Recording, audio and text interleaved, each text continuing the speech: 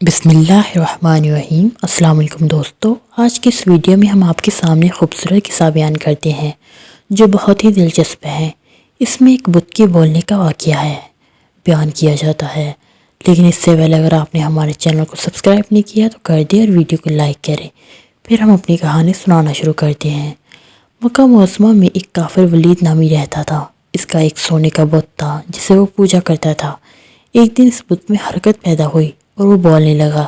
اس بت نے کہا، لوگو، محمد اللہ کا رسول نہیں، اس کی ہرگز تصدیق نہ کرنا۔ ولید بڑا خوش ہوا اور باہر نکل کر اپنے دوستوں سے کہا، مبارک ہو، آج میرا معبود بولا ہے اور صاف صاف اس نے کہا ہے کہ محمد اللہ کا رسول نہیں ہے۔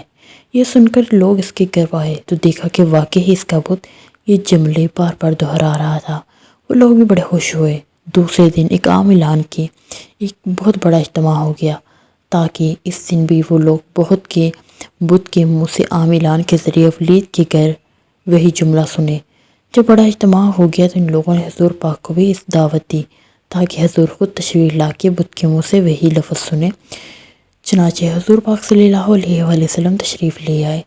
جب حضور تشریف لائے تو بت بول اٹھا، اے مکہ والو، خوب جان لو کہ محمد اللہ کے سچے رسول ہیں۔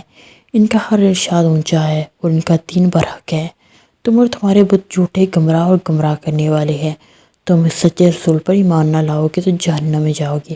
عقل مندی سے کام لو اور اسے رسول کی غلامی اختیار کرو۔ بت کا یہ وصف سن کر ولید بڑا گھبرایا اور اپنے معبود کو پکڑ کر زمین پر دے مارا اور اس کے ٹکڑے ٹکڑے کر دیے۔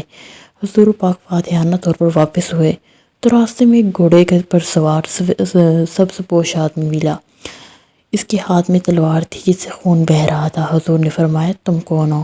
وہ بولا، حضور، میں آپ کا غلام اور مسلمان ہوں، جبل نور پر رہتا ہوں۔ میرا نام موہن بن عبر ہے۔ میں کچھ دن کے لیے کہیں باہر گیا ہوا تھا۔ آج گھر واپس آیا تو میرے گھر والے رو رہے تھے۔ میں نے وجہ دریافت کی تو معلوم ہوا کہ ایک جن جس کا نام مصفر تھا وہ مکہ میں آ کر ولید کے بت میں گھس کر حضور کے خلاف بکواس کرتا ہے اور آج پھر گیا تاکہ پھر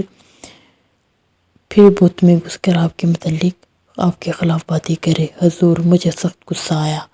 میں نے تلوار پکڑی، اس کے پیچھے دوڑا اور راستے ہی میں سے قتل کر دیا اور پھر میں خود ولید کے بت کے اندر گھس گیا اور آج جس قدر تقریر کی ہے میں نے ہی کی ہے، یا رسول اللہ۔ حضور نے اس قصہ سنا تو وہ اپنی بڑی مسرت کا اظہار کیا اور اس اپنے غلام جن کے لیے دعا فرمائی۔ سبق دوستو، اس کو سننے کے بعد آپ کو یقین ہو گیا ہوگا ہمارے حضور جنوں کے بھی رسول ہیں۔ حضور پاک صلی اللہ علیہ وسلم کی شان و شوکت کے خلاف سننے سنانے کے لیے کوئی جلسہ کرنا یہ ولید جیسے کافر کی سنت ہے۔